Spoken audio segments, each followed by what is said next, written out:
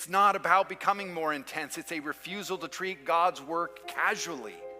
Place yourself intentionally under his grace, and the spiritual growth will happen. This is where God has promised to work, underneath his means of grace.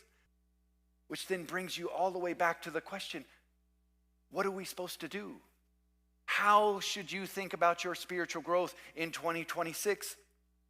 Paul's grounding us in Jesus Christ. He's removing any excuses from the table. He strips away all the passivity from us. He leaves you standing personally right before God, who has worked personally in your life. He made salvation personal. God dealt with your salvation personally.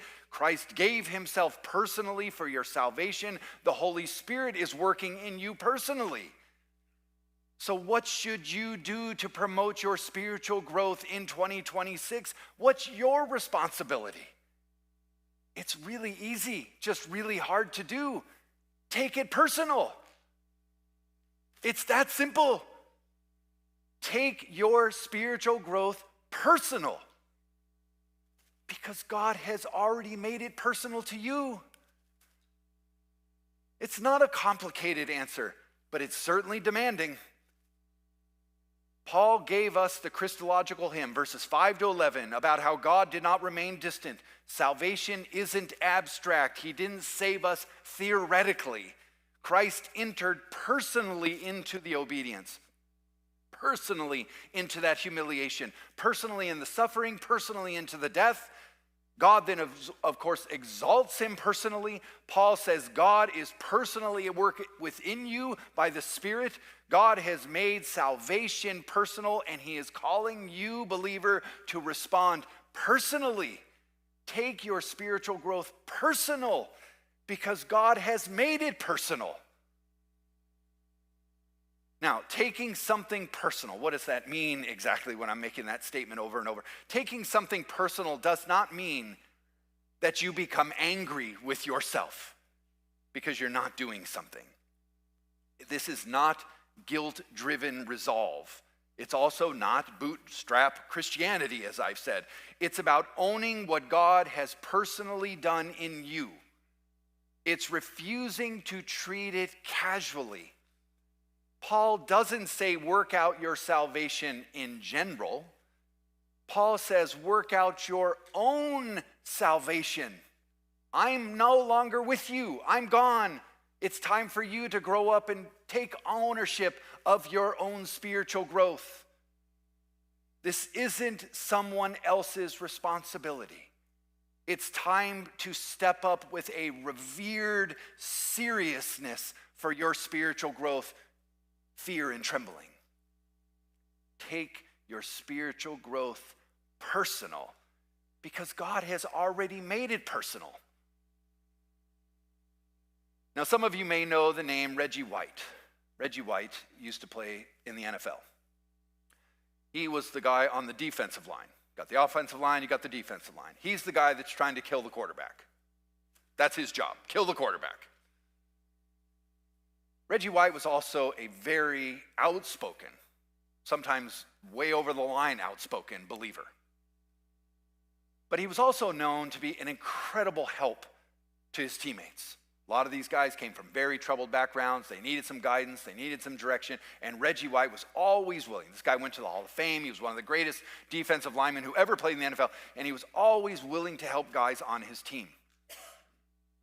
One of his teammates was named Brett Favre, who was the quarterback for the Green Bay Packers. Brett Favre became addicted to painkillers while he was playing. Reggie White stepped into Brett Favre's life, wanted to help Brett Favre with this challenge of being addicted to painkillers. And one thing he noted about Brett Favre's challenge was that Brett Favre took his addiction to painkillers personally. I watched this documentary as we're flying from wherever we were on our vacation. I'm watching this documentary, and that word kept coming up. Brett Favre took his addiction to painkillers personally. Reggie tried to help him. He ultimately got off the painkillers. He never minimized the responsibility. He took ownership of his addiction to the painkillers, and that stuck with Reggie White. Fast forward, they win the Super Bowl. Reggie White wakes up the next morning and he realizes something. Brett Favre took his addiction to painkillers really personal. I'm not taking my faith personal. Because he woke up after winning the Super Bowl and realized, is this all there is, he says in the documentary. Meaning that, of course, he remembered how Brett Favre took it personally, and he realized that his achievements couldn't replace his spiritual growth. He needed to spiritually grow more, but he wasn't taking it personal enough.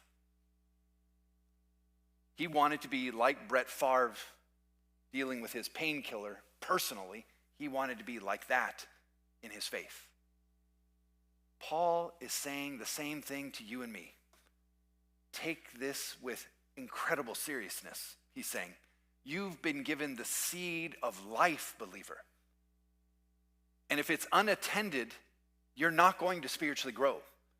Christ gave himself personally for you. The Spirit is working personally within you, and you must respond personally. And that's where spiritual growth begins. 2026 is your year. It is your year if you're willing to take your spiritual growth personally, because God has already made it personal. He's just asking you to respond in the same way. Now, with all that, you're probably already asking your question, how do I take my spiritual growth personally? How do I do this? What do I do? Paul gives you the answer in verses 12 and 13 again. He doesn't begin with bootstrap Christianity. He doesn't give you a whole list of duties. What does he begin with? He doesn't appeal to guilt. He begins with grace, the grace that has already worked salvation in you. Verses 12 and 13 claim that God's grace worked in you first. Paul's saying, work out the salvation that you've already received, believer. God personally supplies you the desire. God personally gives you the power to believe. His grace is personally at work within you. Now you must take your spiritual growth personally. Grace isn't removing your responsibility. It's increasing it. It didn't just save you, it's sanctifying you. That means you have a responsibility. Place yourself. This is how you do it.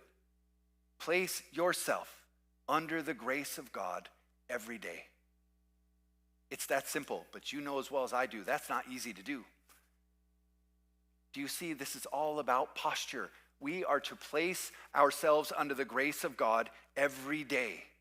It's about our posture.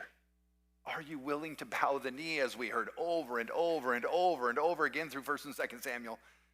It's the difference between spiritual stagnation and spiritual growth. You're not trying to manufacture the change. That's bootstrap Christianity. You're not doing the change. God's doing the change. You just got to go where the change is happening.